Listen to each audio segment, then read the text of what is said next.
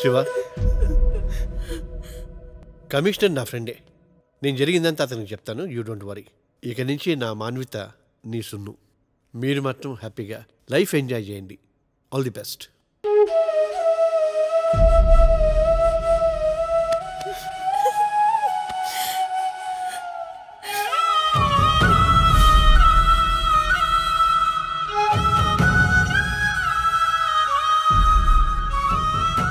అలా ప్రేమ తన ప్రేమని చేరుకుంది.